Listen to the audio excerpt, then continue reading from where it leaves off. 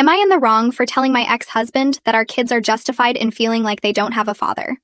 I'm 33 years old and the mother of 2 kids, ages 12 and 8. 4 years ago, I divorced their father after discovering his affair with another woman. That woman is now his wife, and together they've blended their families. She has 2 kids from a previous relationship, and they recently welcomed a new baby. Despite the betrayal, I agreed to shared custody because I believed our children deserved to have their father in their lives. I wanted them to grow up with his involvement and love. But over the years, he's been more absent than present. While he technically fulfills the basics of shared custody, picking the kids up for scheduled visits, he rarely goes beyond that. Instead, he's made it clear where his priorities lie. He often takes his stepchildren on outings, to school events, or on spontaneous trips, while leaving our kids out. Whenever I've brought this up, his excuse is always the same. The outings are spur of the moment, and don't always allow for him to include our kids. After hearing that excuse so many times, I stopped pushing him. It became painfully obvious that he wasn't interested in being a fully involved father. Recently, I decided to upgrade my older son's computer. His old one still worked fine, so I asked him if he'd like to give it to his cousin, my nephew.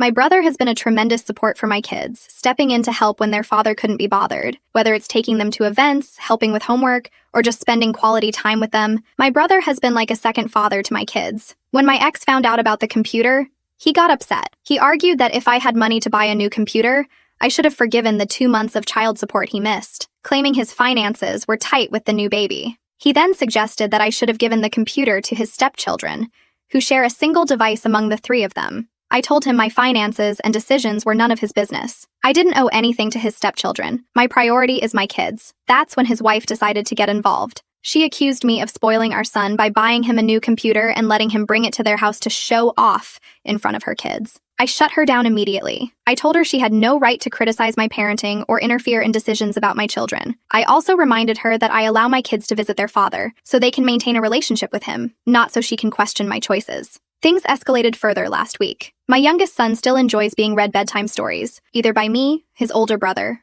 or my brother. When none of us are around, he listens to audiobooks. My ex, for once, tried to step up and offered to read to him, but my son rejected him, saying he didn't need his dad for that because he could do it himself. It gets worse. My son searched on his tablet for a story for 8-year-olds without a dad. Hearing that crushed my ex. He later tried to connect with our older son by offering to take him to basketball practice, but my son told him he'd be going with his dad. He quickly corrected himself, saying, "Uncle," but the damage was done. When I arrived to pick up the kids, my ex confronted me. He was visibly upset and accused me of turning the kids against him. I told him that their feelings about him are a result of his actions, not mine. I reminded him that he's consistently chosen his stepchildren and new family over his own kids. If our children feel like they don't have a father, it's because he hasn't shown up for them in the ways that matter. He tried to shift the blame onto me, claiming I've been difficult and made it hard for him to fulfill his role as a father. I didn't hold back. I told him that his responsibilities as a parent don't depend on whether or not I'm easy to deal with. I've never stopped him from seeing the kids or being involved in their lives.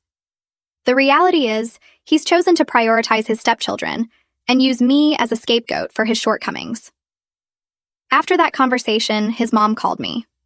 While she's always been polite to me, I wasn't in the mood to sugarcoat anything. I told her that if she was so concerned about her son's relationship with his kids, she should have been just as concerned when she supported his affair.